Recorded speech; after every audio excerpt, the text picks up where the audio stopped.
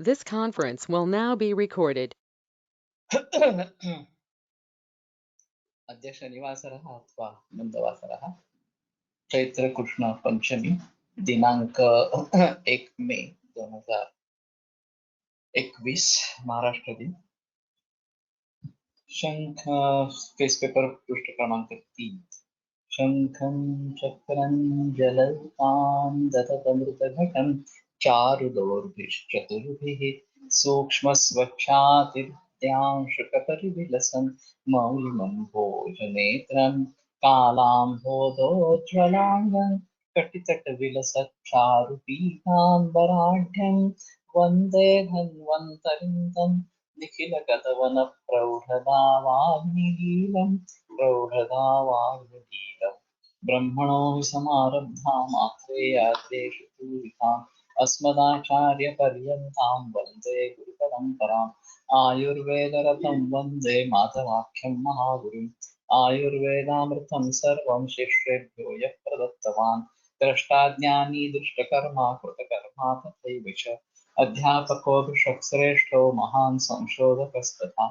गुणैरेतैः समुदितैः यत्कार्यं प्रतनोति समृद्ध्यर्थं हि कार्यस्य वयं नु प्रयतामहे सरस्वत्यै नमो यस्याः प्रसादात् पुण्यकर्मभिः बुद्धिदर्पणसङ्क्रान्तं जगदध्यक्षमीक्षते आत्रेयं प्रथमं वन्दे आयुर्वेदजगद्गुरुम् आयुर्वेदामृतं सर्वं गृहीत्वा हि सुरेश्वरात् अग्निवेशादिकेभ्यो यत्प्रेच्छत् सप्तमः प्रथमं तन्त्रकर्तारम् अग्निवेशं नमाम्यहम्।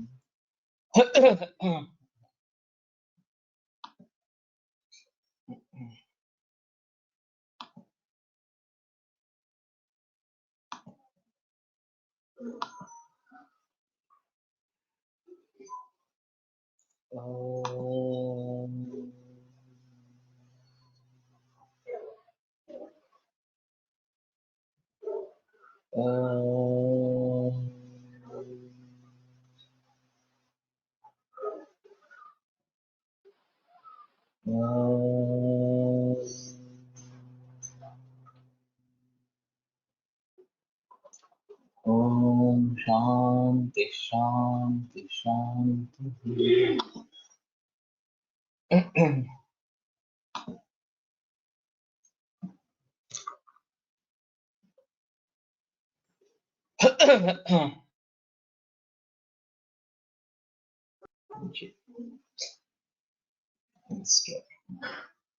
बात कर रहे थे रज प्रवृत्ति के बारे में और जैसे कि मैंने कहा अभी ये मीनार का वय जो है वो काफी कम हो गया है।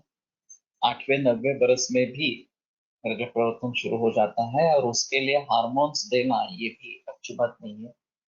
नहीं देंगे तो भी अगली मेनोपॉज हो जाएगा, ऐसा भी उनका तो कहना है लोगों का।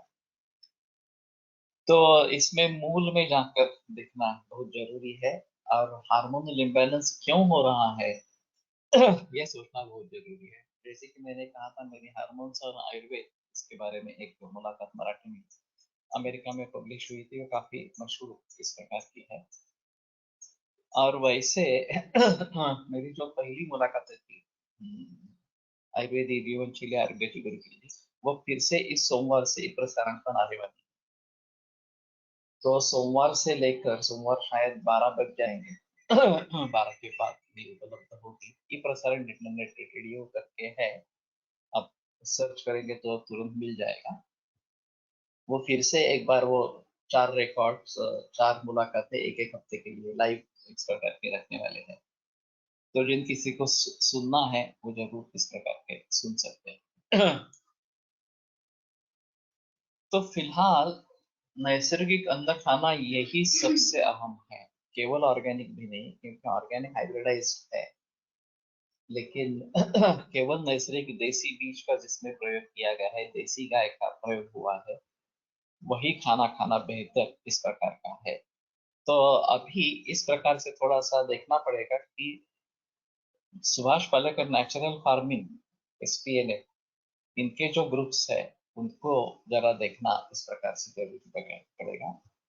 और उन्हीं से अगर कुछ भी करना जरूरी है तो ये देखना पड़ेगा. मुलीने केस कापणे ह्याचा हार्मोनल इम्बॅलन्सशी संबंध आहे का? नहीं बता सकते. ये मेंटालिटी अभी हो गई. और केस बांधना, ये जो प्राचीन परंपरा थी, वो अभी पूरी तरीके से छूट गई है.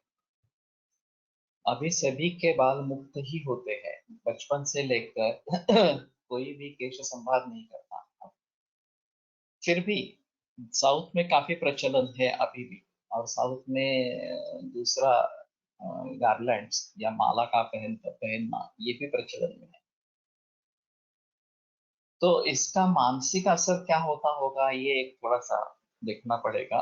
इससे हार्मोनल इम्बैलेंस होगा ऐसा मुझे नहीं लगता है. लेकिन मूल रूप से मुझे ये झंझट नहीं चाहिए केस बढ़ाने का. मला ये माहित नव्हतं पण म्हणे पार्लमेंट हा एक हा झाला ती गळ्यामध्ये माळा घालायचा. हा ती माळ काय म्हणते ती माळ ती धारण करण्याचं काम करत असं म्हणतात गव्हर्नमेंट. नहीं वैसे माला धारण गले में हो या हाथ में भी हो, इस प्रकार का एक बताया गया है. सुगंध होने के साथ ऑर्नामेंटल इस प्रकार का भी है. तो ये अहम चीज इस प्रकार की रहेगी. तो ये बात छोड़ो, ये थोड़ी सिंपल इस प्रकार की है. रजस्वला परिचर्या का पालन, ये एक अहम मुद्दा है अभी. और सैनिटरी नैपकिन्स का इसमें प्रयोग, ये भी एक अहम मुद्दा है. इसमें जो पर्यावरण की हानि हो रही है वो काफी खतरनाक इस प्रकार की है. कुछ संस्थाएं इसके लिए काम कर रही है, ऐसा नहीं है कि कोई काम नहीं कर रहा. लेकिन जितने बड़े पैमाने पर इसका प्रयोग हो रहा है और इतना आर्टिफिशियल निसर्ग में फेंका जा रहा है, उसके बारे में सोचने की जरूर आवश्यकता इस प्रकार की है. और रजस्वला परिचर्या का पालन, ये भी एक अहम मुद्दा इस प्रकार का है. वेणीच्या 3 पदरांनी इडा पिंगलाला स्टिम्युलेट केले जाते असा पेपर वाचला होता काही दिवसांपूर्वी. हाँ लेकिन वही मैं सोच रहा था पुरुषों के लिए इसके बारे में क्या सोचना है. तो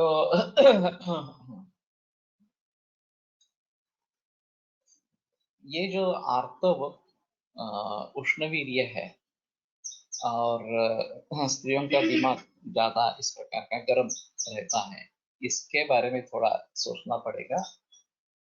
और इस प्रकार की मालाओं को धारण करने से वो गुस्सा थोड़ा कम होता है, ये भी एक बात होती है. हर्विकर जी ने एक बात बताई थी कि पहले जमाने में वो औरतें किसी झरने पर जाती थी कपड़े धोने के लिए, और फिर जो भी उसका क्रोध है वो कपड़े को उस प्रकार से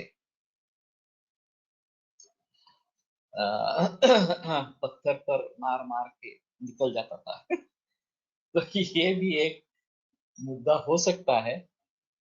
लेकिन अन्य औरतों से बातचीत होती रहती थी, भावनाएं व्यक्त हो जाती थी, ये तो इसमें जरूर होता है इस प्रकार से. उससे फायदा कितना होता है नहीं होता है एक अलग चीज इस प्रकार की है.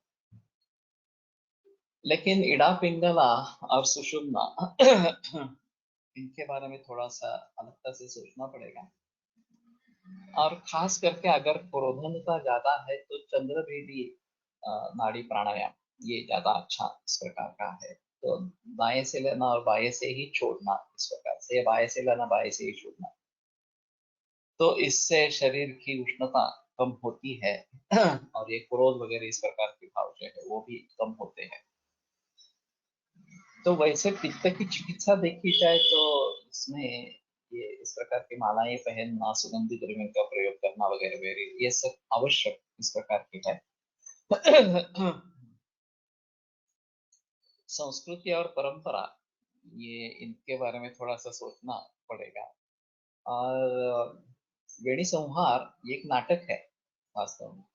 द्रौपदी ने वक्रहरण के बाद ये निश्चय कर लिया था कि जब तक उसका दुर्योधन को शासन नहीं होगा तब तक वो वेणी संवाद नहीं करेगी इस प्रकार से। और फिर भीम ने दुर्योधन के रक्त से उसका वेणी संवाद किया। इस प्रकार का एक नाटक है, वो बस वास्तव में महाभारत में भी लिखा गया है। तो वेणी संहार ये आम ट्रेडिशन इस प्रकार की थी, इस प्रकार के मुक्त केश रखना ये अपेक्षित नहीं था, लेकिन अभी सभी इसी प्रकार से कर रहे हैं और शायद इसमें समय जाता है वगैरह वगैरह, ये बात है। तो कहने का तात्पर्य अर्थ है कि शुरुआत कब हुई है, अब रेगुलर है या नहीं है।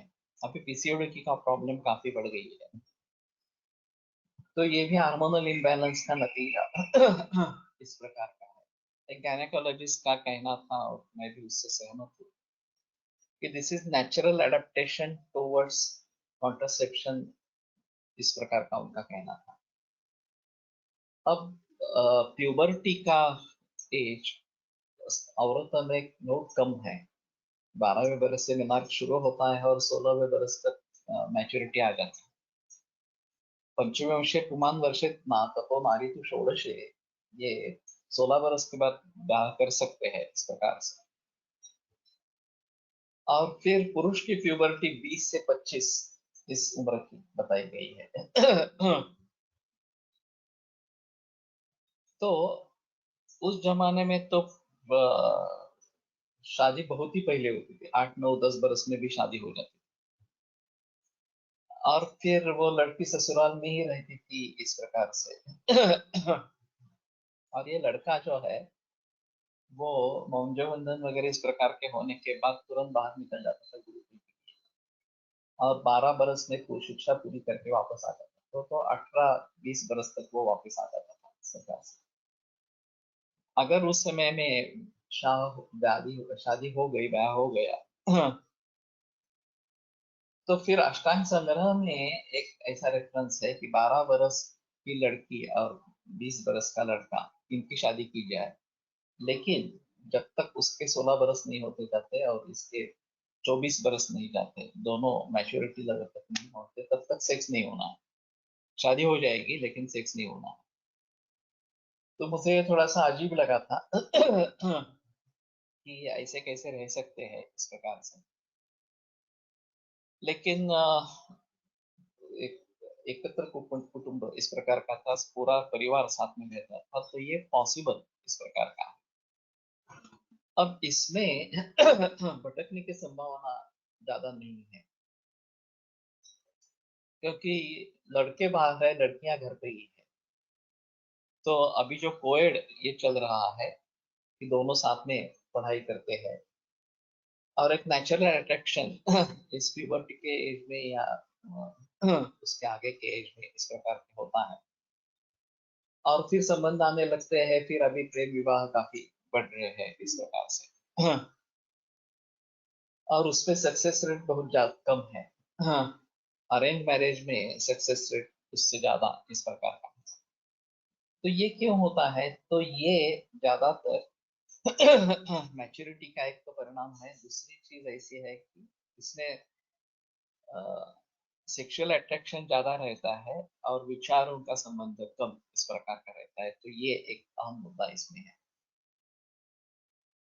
तो अगर वो दोनों अलग ही है और शादी हो जाती है और फिर सेक्सुअल इंटरकोर्स नहीं करना है जब तक मैच्योरिटी नहीं आती, तो ये अच्छा तरीका है वैसे देखा जाए। अभी औरतें काफी सीखने लगी है और ये अभी बड़ी समस्या बन गई है कि उतना लड़कों का अध्ययन नहीं होता, उनकी पढ़ाई उतनी होती नहीं है। और फिर जिन लड़कियों ने शिक्षा पाई है उनके लिए बड़ी दिक्कत समस्या हो जाती है कि उससे ज्यादा शिक्षित पढ़ा हुआ लड़का कैसे मिले। शादी की उम्र बढ़ जाती है, और अभी कम से कम 24 25 ये लड़कियों के लिए, और लड़कों के लिए कम से कम 28 या 29 30 इस प्रकार का बरस ये बन गया है, शादी का उम्र बन गया है। तो ओहम तो रहता है, होता ही बनता ही रहेगा 16 बरस से लेकर।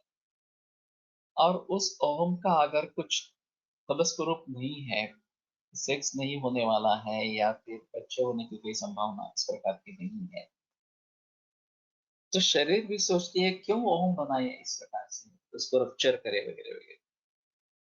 तो ओवम सैचुरेट होने लगते हैं शरीर ओवरीज में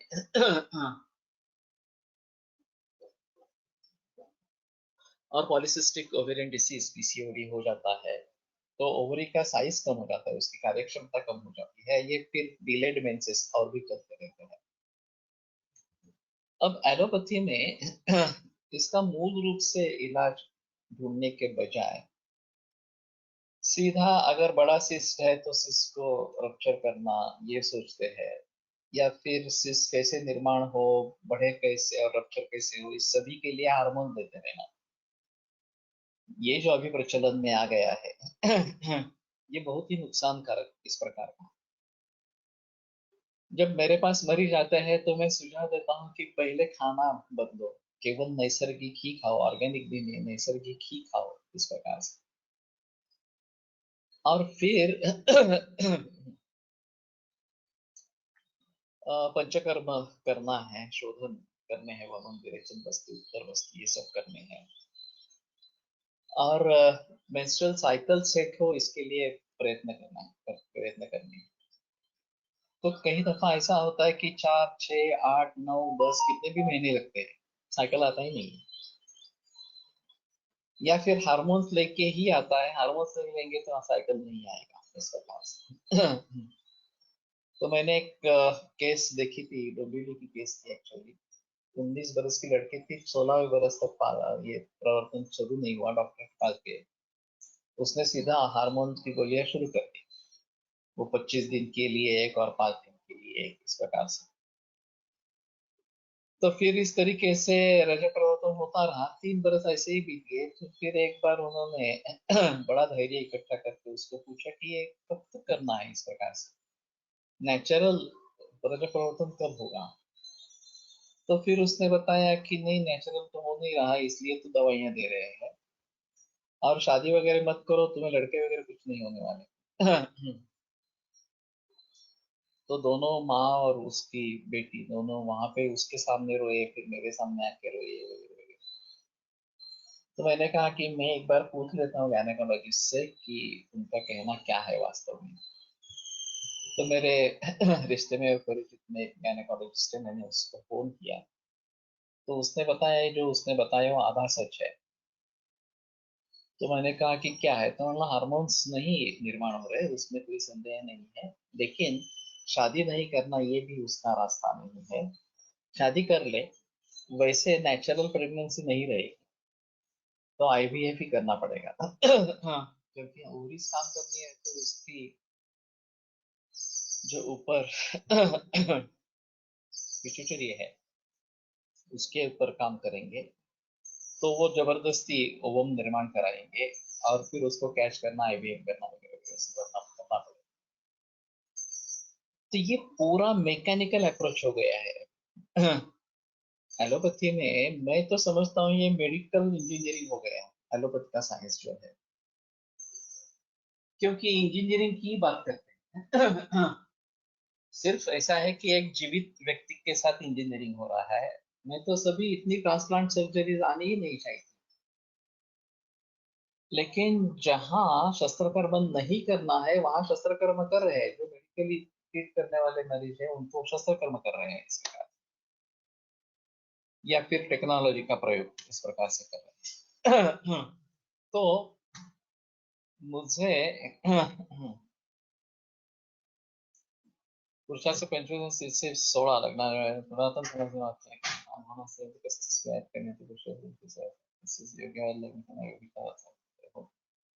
लेकिन ये मैंने जो संग्रह में देखा है वो 16 और 20 इस प्रकार का, 12 और 20 इस प्रकार का संग्रह का शारीर स्थान का एक बार रेफरेंस दे। 25 वर्ष के ऊपर हो जाएगा तो ये सीधा कंसेप्शन के लिए जा सकते हैं, 25 और 16 इस प्रकार से। अभी बाय लॉ 18 से पूर्व विवाह करना निषिद्ध है, या इसके ऊपर पाबंदी है। तो फिर भी अभी भी राजस्थान वगैरह इलाकों में जन्म से पूर्व भी शादी निश्चित की जाती है। अगर उसको लड़की होगी तो मेरे लड़के से शादी करवाना, इस प्रकार से भी बता देते हैं। तो ये अजीब मामला है। और करवा भी देते हैं, 10-11 वर्ष में शादी करवा भी देते हैं। तो ये बात सही नहीं है। तो ठीक है, अभी जो प्रचलन में जो है उसके बारे में किस प्रकार से सोचना है, ये थोड़ा सा देखना इस प्रकार का पड़ेगा। लेकिन ये जो उम्र बढ़ गई है शादी की, और इसके जरिए बहुत सारे प्रॉब्लम्स आ रहे हैं, तो हमें सोशल रिफॉर्म्स करने की जरूरत है। ये अभी सीखना जो हम करते रहते हैं कि मेडिकल एजुकेशन बीएमएस होने के लिए तो 25 हो जाते हैं, 24-25, और फिर आगे उसके एमडी करना है तो 27-28 हो जाते हैं।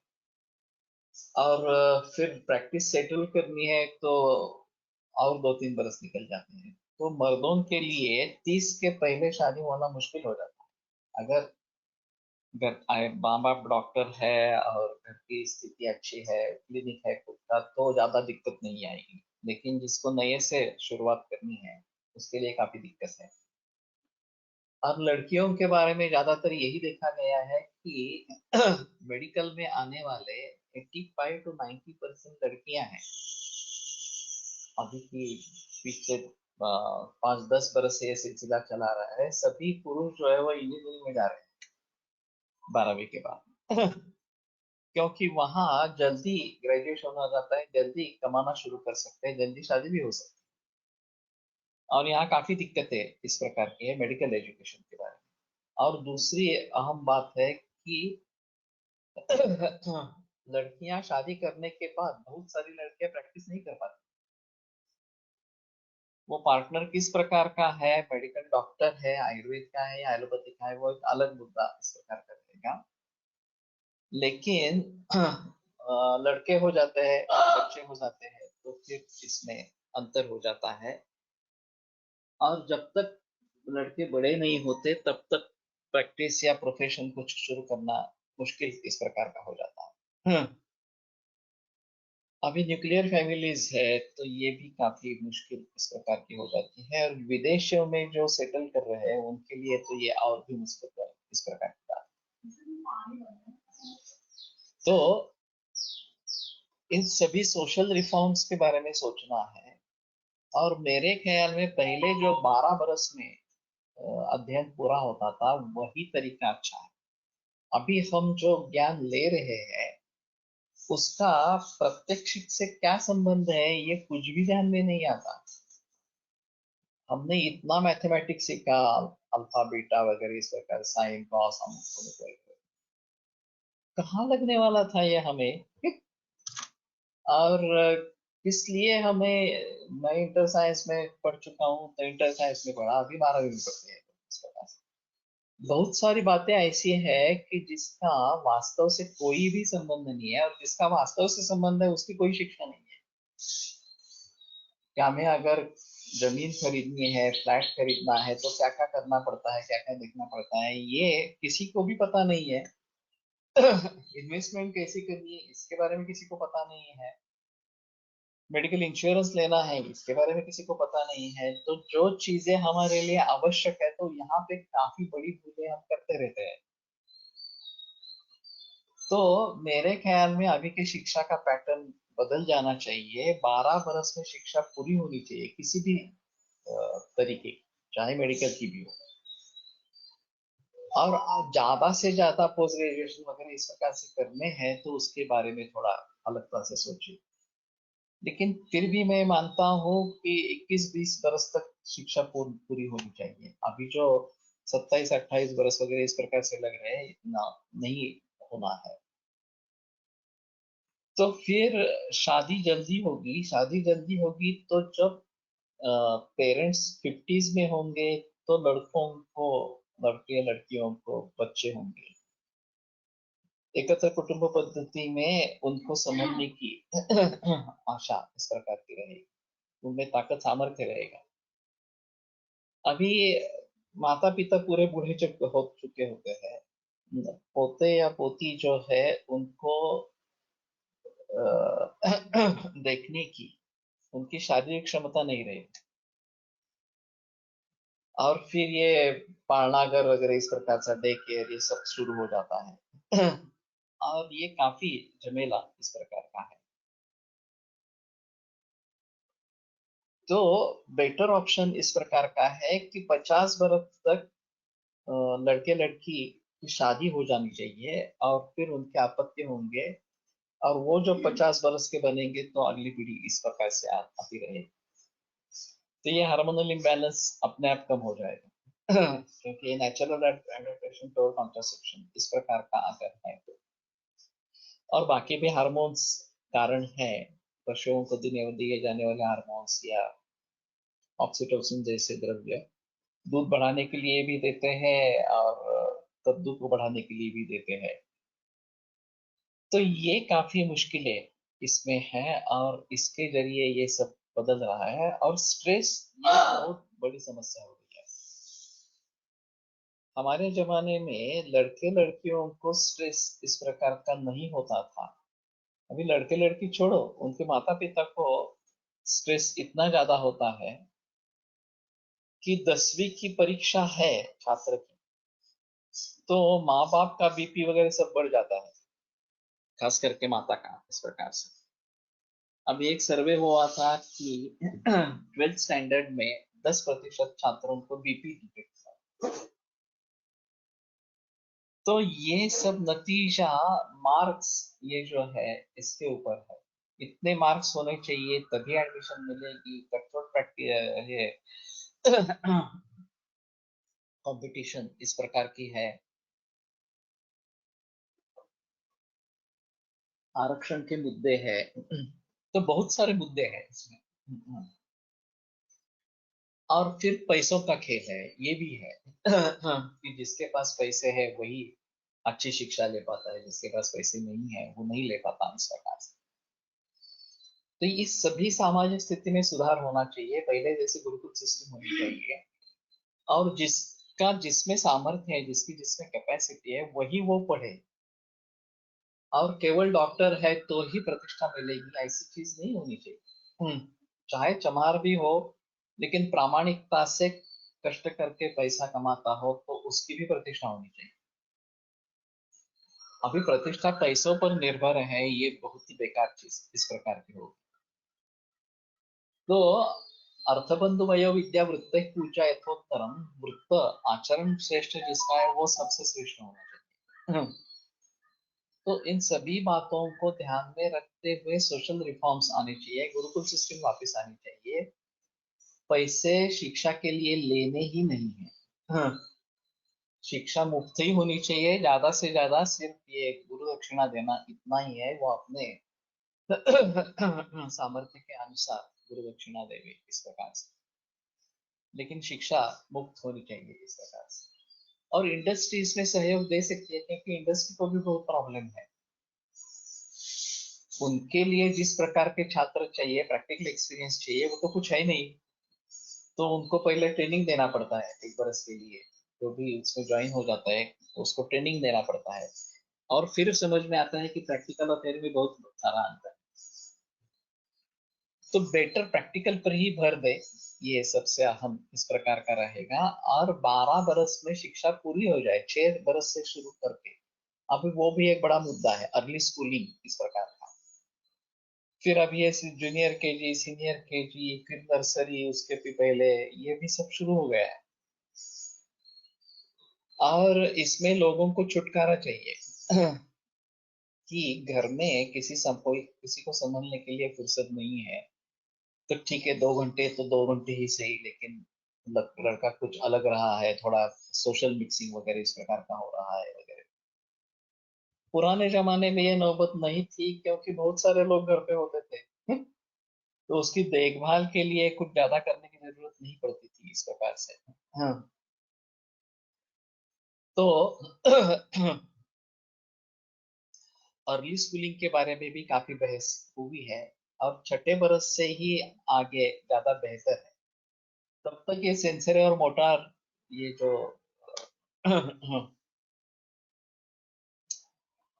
स्किल्स है वो डेवलप होने चाहिए, और वो अच्छी तरीके से डेवलप हो जाए तो ये बेहतर ऑप्शन इस प्रकार का रहेगा। लेकिन इन सभी बातों को ध्यान में रखते हुए हमारे पास जो मरीज आएंगे उनको सुझाव देना जरूरी है। अभी हमारे पास मरीज आते हैं वो कई बार आईयूआई आईवीएफ करने के बाद ही आते हैं, उसके पहले नहीं आते। पीसीओडी की समस्या को लेकर कुछ लोग आते हैं शादी के पूर्व या शादी के पश्चात इस प्रकार से, लेकिन ओबेसिटी उसके साथ में रहती है। और फिर मेटफॉर्मिन जैसी डायबिटीज की दी जाने वाली दवा अभी इसमें पीसीओडी में भी इस्तेमाल कर रहे हैं। तो मैं सुझाव देता हूँ कि स्थूल्य चिकित्सा करनी है, औषधि सत्तू वगैरह इस प्रकार से सुझाव दे सकते हैं। एक ही दफा खाना खाना है, और दूध देसी गाय का और मुद्गयूष ये शाम को लेना है, इस प्रकार से मैं बताता हूँ। और फिर वमन विरेचन बस्ती उत्तर बस्ती ये सब करवाता हूँ। कई बार ऐसा भी हुआ है कि रजः प्रवर्तन नियमित रूप से नहीं आने लगा लेकिन कंसेप्शन हो गया, तो ये भी बात ध्यान में रखनी है। एक तो बड़ा अजीब मामला हुआ था, 41 उम्र की औरत थी, और उसकी ये बड़ी समस्या थी कंसेप्शन के बारे में, एक एक बरस तक पीरियड्स नहीं आते थे। मेरी ट्रीटमेंट चली तो फिर कंसीव हो गई। अब ये लड़का उसका 18-19 बरस का था, और 41वें बरस में वो मेरे पास आई। मैंने नाड़ी देखी और मुझे थोड़ा संदेह हुआ, तो मैंने कहा कि तुम सोनोग्राफी करवा लो। उसमें थोड़ा टाला, एक पीरियड्स मिस होके 1-2 महीने हो गए थे, 4 महीने तक आई नहीं, तो उसको लगता था कि ये तो होता ही है मेरे पास, मेरे साथ एक एक बरस तक जो परिवर्तन होता ही नहीं है इस प्रकार से। फिर से दिखाने के लिए आई। तो मैंने फिर जिक्र किया, नहीं तुम एक बार सोनोग्राफी करवा लो। सोनोग्राफी में पता चला कि 3 महीने का गर्भ है। तो फिर मुसीबत हो गई। अब 41 उम्र में इस प्रकार का पहला लड़का 18 बरस का है, इस प्रकार से डॉक्टर ने मना किया कि अबॉर्शन नहीं करेंगे। फिर आगे पूरा 9 मास होके डिलीवरी हो गई, और फिर अभी ये लड़का है दूसरा भी, वो करीबन अभी 1-1.5 बरस का इस प्रकार का। तो ये भी बात हो सकती है, ये थोड़ा ध्यान में इस प्रकार का रखना, ट्यूबल ब्लॉक मध्ये उत्तर बस्ती करून ही रिझल्ट नसेल तर कसा विचार करा। इसमें ऐसा है कि दैव ये भी एक फैक्टर होता है, और सिर्फ उत्तर बस्ती नहीं करना, तो शायद तुमने पहले योग बस्ती या काल बस्ती करवाने हैं और फिर उसके बाद में उत्तर बस्ती करवाने हैं, और शायद उत्तर बस्ती को रिपीट कर सकते हैं, ये भी एक बात है, और बाकी भीतर भी दवाइयाँ चलती रहेगी। लेकिन इसके बावजूद दैवन चैवात्र पंचमम, अगर दैव ये भी कारण होता है, और पत्रिका से शायद कुछ पता चलता है कि पॉसिबिलिटीज है या नहीं है वगैरह वगैरह इस प्रकार से।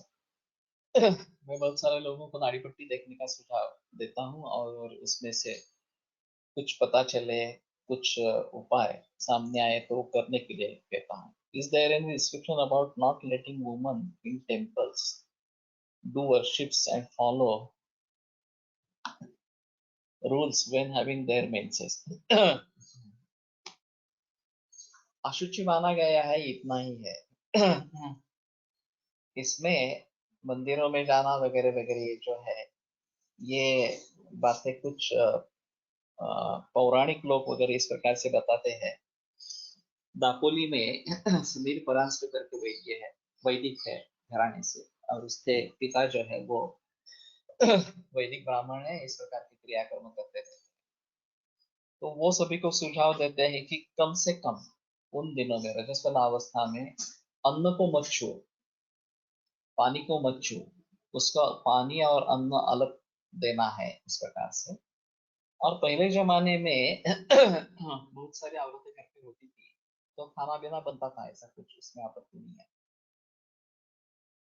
अभी जो इस नियम को पालने वाले हैं उनमें पुरुषों को खाना बनाना वगैरह सब करना पड़ता है, और करते भी है, ऐसा भी नहीं है करते नहीं है, ऐसा नहीं है, लेकिन काफी हद तक ये सब छूट गया है। अभी भी देहातों में थोड़ा प्रचलन इसका है, लेकिन शहर से तो ये पूरा निकल गया। रजस वाला परिचर्या की कोई चीज ही नहीं रही इस प्रकार से। मुझे आश्चर्य लगा था बालाजी तांबे का जो सेंटर है संतुलन कामशेट में, वहां मैं विजिट करने के लिए गया था तिलक महाराष्ट्र विद्यापीठ की हैसियत से। वो आयुर्वेदिक फिजियोथेरेपी ऐसा कोर्स बनाना चाहते थे। वो वास्तव में हुआ नहीं वो, लेकिन जब वहां पे गए, मैं गया था ऑफिशियल विजिट के लिए, तो खाना खाने के समय विमेन इन मेंसेस ऐसा एक अलग सेक्शन बनाया था वहां। और बहुलकर सर मेरे साथ में थे, तो वो बोले यहाँ पे डिक्लेयर करना पड़ेगा क्या मेरे मेंस्ट्रुएशन चालू है इस प्रकार। तो और काफी विदेशी औरतें थी, वो भी वहां जाकर खाना ले रही थी। तो इनका ज्यादा प्रचलन जर्मनी में हुआ है बालाजी तांबे का। और वहां से बहुत सारे उनके शिष्य इस प्रकार के हैं। तो उन्होंने ये किया है, विदेशी लोगों ने इसके बारे में ज्यादा संशोधन किया है। तुम अगर वेबसाइट पे ढूंढोगे कि मेंस्ट्रुअल साइकिल एंड रूल्स वगैरह वगैरह इसके बारे में, उसमें परिवर्तन क्या होते हैं वगैरह वगैरह इसके बारे में, तो अन्य देशों में इसके बारे में ज्यादा बहस हुई है, भारत में नहीं। और लोग इसको अंधश्रद्धा इस प्रकार के मान रहे हैं। और मैंने ऐसा भी उदाहरण देखा है कि ये अंधश्रद्धा ही है इस प्रकार के करते, मैं मेंस्ट्रुएशन में जरूर मंदिर जाऊं इस प्रकार के करने वाले भी औरत। तो ये एक अलग इस प्रकार का विचार होगा। वेणुमाधव शास्त्री कहा करते थे कि ये शरीर शुद्धि की प्रक्रिया है मेंस्ट्रुएशन। आगे उसको गर्भधारणा करनी है, तो उसके पहले इसके जरिए शरीर शुद्धि हो जाती है, और फिर ऋतुकाल आरंभ होता है, कंसेप्शन होता है, और फिर बच्चे को पालन पोषण जो करना है वो इसके ढंग से अच्छा होता है, ये ऐसा उनका कहना है। तो इस दृष्टि से उसको देखिए, और परंपरा के अनुसार तो ये टालना उचित इस प्रकार का है। और ये छुआछूत की जो बात है उसके बारे में काफी बहस होती रहती है कि छुआछूत करनी है नहीं करनी है इस प्रकार से। और देहातों में फिर भी अभी भी ये पाला जाता है इस प्रकार से। तो कम से कम उनका कहना था कि अन्न की दृष्टि उससे होती है। अभी शायद ये जो ऑरा स्कैनिंग होता है उसके जरिए कुछ देखे कि ऑरा में कुछ परिवर्तन आता है क्या। मुझे एक आश्चर्य हुआ, एक शनि पार्क के नजदीक ऑरा स्कैनिंग सेंटर है, ऐसे जाते समय मैंने देखा, कभी गया नहीं है वहां पर। लेकिन ये एक अलग चीज इस प्रकार की रहेगी। मसाले की खेती करने वाले खेत में रजस वाला औरतों को नहीं जाने देते, वो बूढ़े सूखे जाते करते हैं, सूखा जाते करते हैं और रुक जाते हैं। हाँ रुक जाते हैं। कहते हैं पौड़े सूख जाते हैं ऐसा कहते हैं। ठीक है। तो ये भी है। अचार बनाते समय में भी इसी प्रकार का है कि रजस्वला का स्पर्श उसको नहीं होना है, तय नहीं, नहीं तो अचार टिकता नहीं है। अचार ऊपर रखा जाता है, और अगर किसी रजस्वला का स्पर्श हो जाए तो वो टिकता नहीं है। सुदर्शन आयुर्वेद फार्मेसी जो वर्षईकर भावे की थी, अभी अनंतानंद इस प्रकार का उसका नाम हो गया है। और अभी विजय भावे तो चल बसे, विनय भावे कर रहा था, लेकिन विनय भावे भी अभी उससे अलग इस प्रकार का हो गया है। लेकिन उनके कारखाने में जो औरतें काम करती थी उनको रजस्वला अवस्था में छुट्टी दी जाती,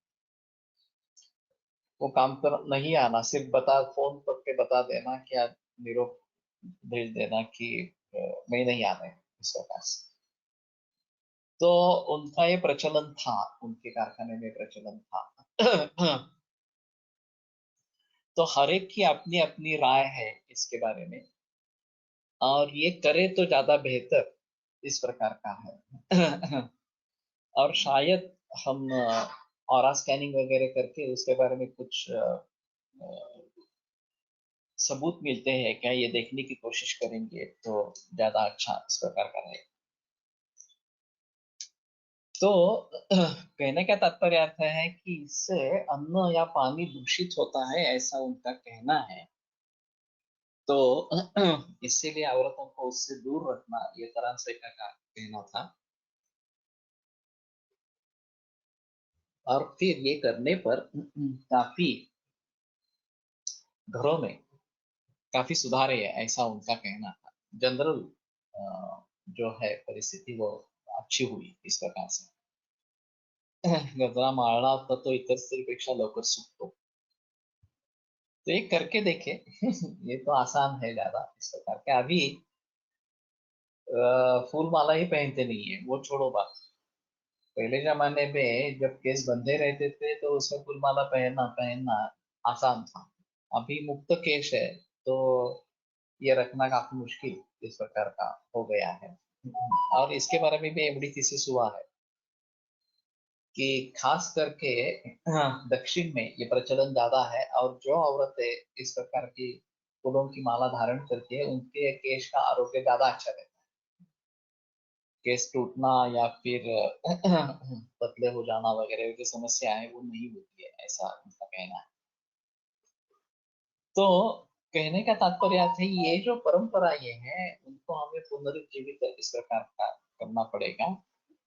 और अभी साइंटिफिक एविडेंस की बात होती है, तो साइंटिफिक एविडेंस कैसे इकट्ठा करें, ये एक अहम मुद्दा इसके बारे में रहेगा, जो आज के जमाने में मान्य हो और फिर उसको आगे लेकर करना जाएंगे। तो पीसीओडी जैसी समस्या है तो ये मेंसेस डिले इस प्रकार के हो जाते हैं। उसमें भी दो तरीके दिखते हैं कि 3-4 महीने के बाद मेंसेस आते हैं और हेवी ब्लीडिंग होता है, और 3-4 महीने के बाद मेंसेस आते हैं लेकिन ब्लीडिंग 1 महीने जैसा ही होता है। तो उसमें ये समझ लेना है कि निर्मित ही कम हो रही है रज की। वैसे रज रस का उपधातु है। और ऋतुकाल पहले दिन से, रजत काल से पहले दिन से ऋतुकाल बताया गया, लेकिन संबंधों के लिए पहले 3 दिन वर्जित इस प्रकार के बताए गए। तो ये ओहम निर्माण होना, ऋतुकाल शुरू होना और रजस्वला अवस्था, इन दोनों का मेल है तो रस और शुक्र ये दोनों का संबंध है इसमें। अब जैसे कि शुक्र के बारे में अगर सोचना है, स्त्री शुक्र के बारे में, नरम विशेषात क्षीराज्य मधुरौषध संस्कृति नारी तैलेन आश्रेष्ठ पित्तले समुपाचन, ये जो बात बताई गई है। तो काफी औरतों में ऐसा होता है ओम निर्माण ही नहीं होता, निर्माण हुआ तो बढ़ता नहीं है, बढ़ता है तो रक्षण नहीं होता। और ये अभी सभी हम जब सोनोग्राफी करते रहेंगे, ओव्यूलेशन स्टडी करते रहेंगे तो पता चलता है। अब एलोपैथी में इसके जरिए हार्मोन्स इस प्रकार के देते रहते हैं। तो हम अपने तरीके से क्या क्या कर सकते हैं, ये इसके बारे में थोड़ा सोचना। वेदिक क्योर, ये जो अनिल पाटिल की संस्था है, अनिल पाटिल वैसे एमबीबीएस डॉक्टर, लेकिन उसके काफी सेंटर्स पूरे महाराष्ट्र में हैं। और सेंटर्स तो वैद्य लोग चलाते हैं, ये सिर्फ महीने में 1 दिन वहां जाके मरीज को 1-1 मिनट में देखता है इस प्रकार से। अब इन्होंने इनफर्टिलिटी के ऊपर ज्यादा जिक्र दिया है, हाई पीसीओडी वगैरह समस्याओं को लेकर प्रचलन लाया है। जैसे माधव बाग ने अपने को समर्पित कर दिया हृदय रोग के लिए, इन्होंने अपने को समर्पित कर दिया इनफर्टिलिटी के। बाकी भी मरीज आते रहते हैं, लेकिन ये उनकी खासियत इस प्रकार की है। जीवा आयुर्वेद एक अलग ही है, उसके तो पूरे विश्व भर में शाखाएं हैं, और विश्व भर से मरीज उनके पास आते रहते। तो ये काफी इसका प्रोफेशनलिज्म, कमर्शियलाइजेशन इस प्रकार का हो रहा है। तो अभी गायनाक प्रैक्टिस करने वाले वैद्य भी बढ़ रहे हैं। स्त्री वैद्य भी है उसमें ज्यादा इस प्रकार से। और वैसे एक प्रसूति को छोड़कर इसमें सिजेरियन होने की आवश्यकता पड़ सकती है, या फिर हिस्टेक्टोमी वगैरह इस प्रकार के ऑपरेशंस को छोड़कर बाकी सभी औरतों की बीमारियों में ये लोग काम कर सकते हैं। भली भांति एलोपैथी के हैसियत से ज्यादा अच्छा काम कर सकते हैं। और वैसे इतने बड़े पैमाने पर स्त्री छात्र कोर्स में प्रवेश ले रहे हैं, और ये ज्यादा प्रचलन नहीं है कि औरतों के पास मरीज बन के जाते हैं। मर्दों के पास औरतें मरीज बन के आती रहती है, उसमें संदेह नहीं है, लेकिन औरत के पास कोई मर्द मरीज जाए, ये ज्यादा प्रचलन नहीं है। अभी थोड़ा थोड़ा बढ़ रहा है, लेकिन ज्यादा प्रचलन नहीं है। अभी कुछ लोगों ने अच्छा खासा नाम डायबिटीज वगैरह के लिए कमाया है, और उनके पास या अन्य इन्फेक्शियस डिसीजेस वगैरह के बारे में ज्यादा नाम औरतों ने कमाया है। उनके पास पुरुष मरीज भी जाते हैं इस प्रकार से। लेकिन नहीं तो औरतें औरतों को पसंद करती है, विशेषता गायनाकोलॉजी। तो इसके लिए काफी बड़ा स्कोप है, लेकिन पूरे तरीके से अगर उसको बदलना है, अभी हमारे यहाँ भी औरतें कितनी है और जेंट्स कितनी है, एक बार देखना पड़ेगा, दिलचस्प रहेगा। कि हमारा जो ग्रुप है उसमें मैं भी समझता हूँ औरतें ज्यादा होगी और जेंट्स कम होंगे इस प्रकार से। तो ये बड़ी समस्या इस प्रकार की हो रही है। रजस्वला स्त्रीचे शारीरिक तापमान त्या काळामध्ये थोडे जास्त असू शके, त्यामुळे गजरा सुकणे हे होऊ शकते असे आहे का? हो सकता है। ओव्यूलेशन के बारे में जानने के लिए रेक्टल टेम्परेचर लेना ये एक पद्धत है। तो 5वें 6वें दिन से हर रोज रेक्टल टेम्परेचर लेते हैं, और जब जिस दिन रेक्टल टेम्परेचर बढ़ जाता है 1 डिग्री से, उस दिन ओव्यूलेशन होता है, ऐसा मानते हैं। तो एक आसान तरीका है ओव्यूलेशन समझने। वैसे हमारे यहाँ ऋतुकाल का वर्णन दिया गया है, और पुंसकामा वगैरह इस प्रकार का उसका वर्णन बताया गया है, विद्या ऋतुमती स्त्रियम इस प्रकार से। लेकिन ये ऑब्जर्व नहीं किया जाता। एक तो ये बातें औरतों से पूछनी है, और स्त्री वैद्य ये ज्यादा अच्छे तरीके से कर सकते हैं, ऐसा थोड़ा सा है। तो तापमान बढ़ता है इसलिए गजरा जल्दी सूखता है, ये हो सकता है, इसके बारे में संदेह नहीं है। तो ये काफी बड़ा फील्ड है, और उसके आगे जाकर जब बच्चे पैदा होते हैं तो वहां भी अगर प्योर आयुर्वेदिक प्रैक्टिशनर है, तो बच्चे लोगों के लिए बहुत सारे लोग आयुर्वेद प्रिफर करते हैं अभी के जमाने में। तो उनके लिए भी काफी अच्छा स्कोप इस प्रकार का है। चाहे मर्द हो या स्त्री हो, लेकिन स्त्रियों के बारे में थोड़ा ज्यादा झुकाव इस प्रकार का होगा, क्योंकि बच्चों का पालन पोषण वो सही तरीके से जानती है, तो उसके लिए काफी ज्यादा स्कोप इस प्रकार के हैं।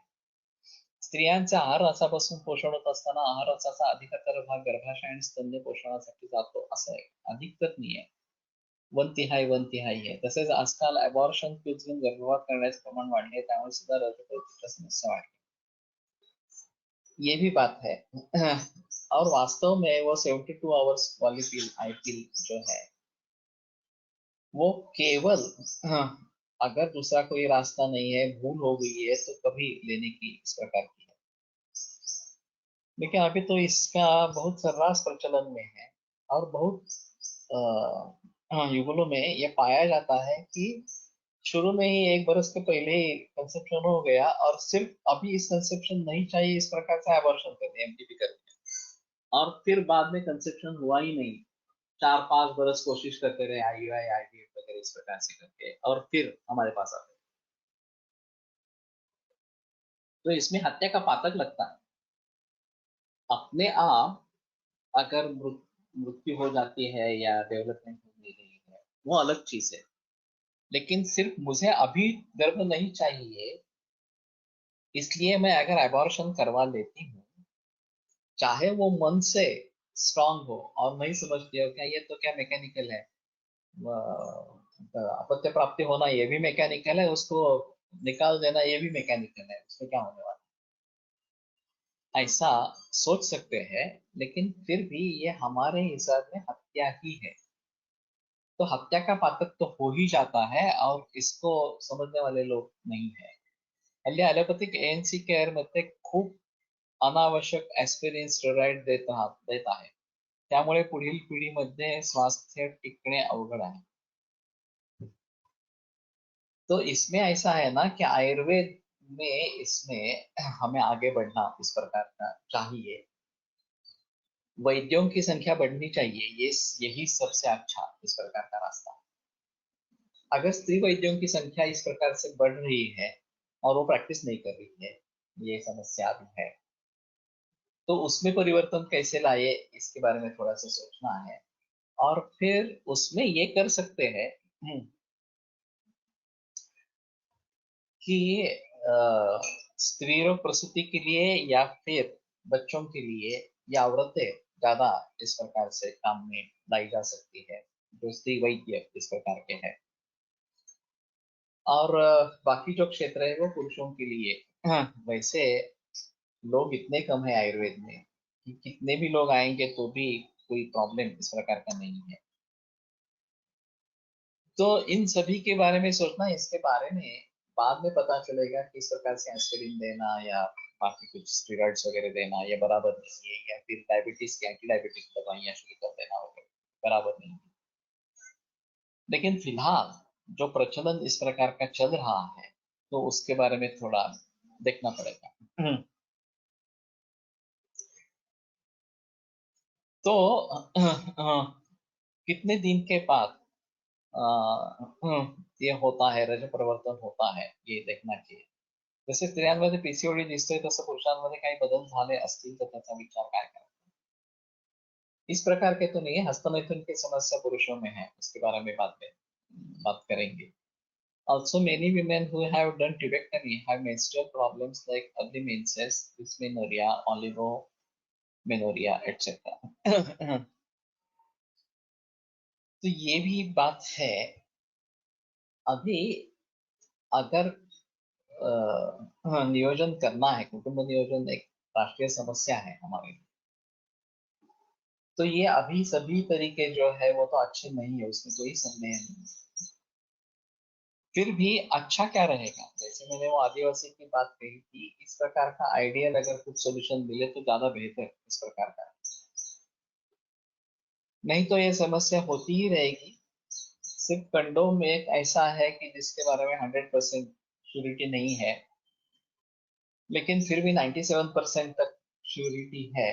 तो अगर होता है कंसेप्शन तो उसको सहन कर लेना, ऐसा मानकर अगर कुछ करते हैं तो ठीक है इस प्रकार से. तो इस प्रकार से ट्यूबेक्टमी करवाना या फिर कॉन्ट्रासेप्टिव पिल्स लेना, ये दोनों ऑप्शंस अच्छे नहीं है वास्तव में. लेकिन करोड़ों लोगों ने किया है, ऐसी स्थिति है अभी. when property is planned and bleeding is more in few females, ये तो है.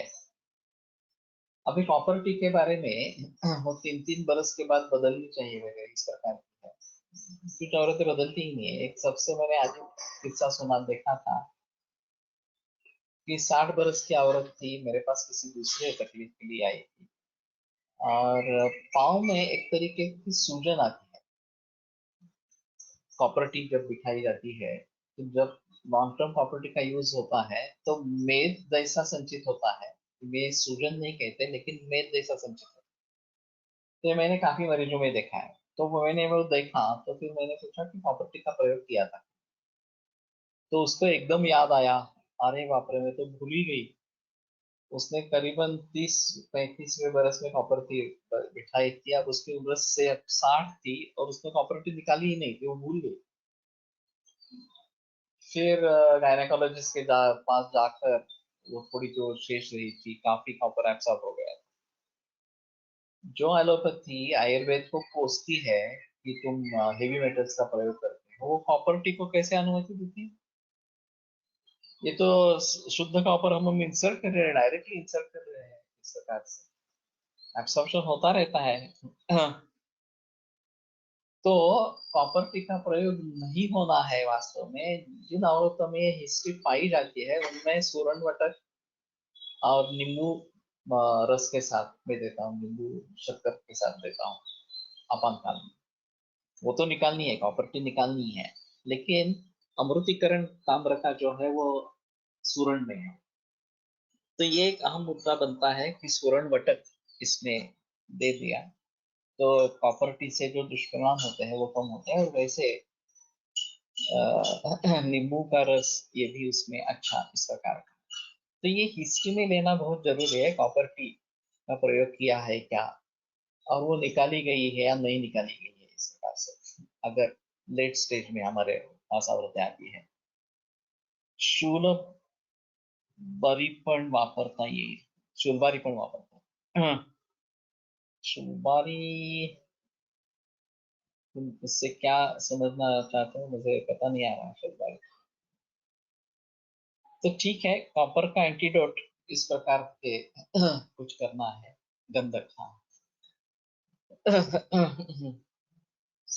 लेकिन अगर ब्लीडिंग ज्यादा है तो गंधक के बारे में थोड़ा सा देखना पड़ेगा, क्योंकि वो पार्वती कार्य इस प्रकार का कहा जाता है। प्रॉपर्टी की वजह से और क्या साइड इफेक्ट हो सकते हैं सर? ब्लीडिंग ज्यादा होना ये काफी दिखाई देता है इस प्रकार से, और वैसे एक ये शल्य हमने अंदर रख दिया है, तो विष के परिणाम, ताम्र के विष के परिणाम दिखाई देते हैं, और उसके लिए ये सूरण वटक किया इस प्रकार का नींबू वगैरह का प्रयोग करेंगे तो ज्यादा अच्छा इस प्रकार का रहेगा। तो उसके बारे में ताम्र के गुणकर्मों के बारे में थोड़ा देखना पड़ेगा क्या और क्या इससे तकलीफ हो सकती है। तो अभी नए नए आयुडी आ रहे हैं, और इनमें हार्मोन्स रखी हुई है, और ये सस्टेनेबल रिलीज हार्मोन्स इस प्रकार से है। और खास करके एंडोमेट्रियोसिस जहाँ बहुत ही ज्यादा पेन इस प्रकार का होता है, और अगर नेचुरली कंसेप्शन हो जाता है तो एंडोमेट्रियोसिस के लिए वो अच्छा माना जाता है कि नेचुरल डिलेड मेंसेस हो जाते हैं, तो फिर ये काफी इसमें रिलीफ मिलता है। प्रॉपर्टी काढल्यानंतर डिलेड मेंसेस लक्षण दिसतं। तो इन सभी बातों को थोड़ा सा ध्यान में रखें कि इनसे आगे कैसे करेंगे। ये आईयूडी के बारे में जो है खास करके वजाइनल कप यूज आजकल खूप वाढला है, ते योग्य कि अयोग्य? लोगों का कहना है ये ज्यादा बेहतर है कप का इस्तेमाल, क्योंकि वो बार बार रिपीट यूज कर सकते हैं तो पर्यावरण की हानि कम होती है, इसका कहना है उसके। To avoid menstrual problem up to puberty, what will we can suggest? ये तो काफी मुश्किल है। ये एक बार कर लिया है ट्यूबेक्टमी तो उसके बारे में कैसे सोचेंगे ये, लेकिन ओबेसिटी बढ़ जाती है, ये काफी औरतों में देखा जाता है। और फिर रस और रक्त मांस मेद दोनों को साथ में उसके बारे में सोचना है। सिर्फ मेदोपयोग देने के बजाय रसनिमित्तम स्थौल्यं कार्शंच ये बात ध्यान में रखते हुए रसपाचक और मेदोपाचक दोनों साथ में प्रयोग करने हैं। तो मैं इसी प्रकार से करता रहता, और शुक्रवाहिनी दुष्यंती शस्त्रचाराग्नि कर्म भी शुक्र और स्रोतस की दृष्टि है ऐसा समझकर शुक्र शोधन जल का प्रयोग करना। लेकिन फिर भी ये कितने हद तक रिवर्स हो पाएगा, उसके जो दुष्परिणाम है वो कैसे रिवर्स हो पाएंगे, ये भी एक मुश्किल इस प्रकार का मामला है। और फिर थोड़ा सोचना पड़ेगा, ऐसा ही है। तो एक काफी बड़ी बड़ी समस्याएं इस प्रकार में अभी है, और उससे कैसे निपटना है इसके बारे में सोचना पड़ेगा। ठीक है, रुकते हैं, सोमवार को फिर चरक को लेकर आगे बढ़ेंगे। आयुर्वेद प्रकांडो निगदित इह हि शल्यतंत्र प्रधानः शिष्येभ्यः शाश्वतोऽयं निखिलजनकृपा व्याप्तचित्तेन येन आयुर्वेदस्य वाञ्छन् पुनरपि भुवने ताञ्च सुष्ठुः प्रतिष्ठां श्रेष्ठं धन्वन्तरिं तं प्रणमति च सदा वैद्यवर्गो हि नूनम् वैद्यवर्गो हि नूनम्। ॐ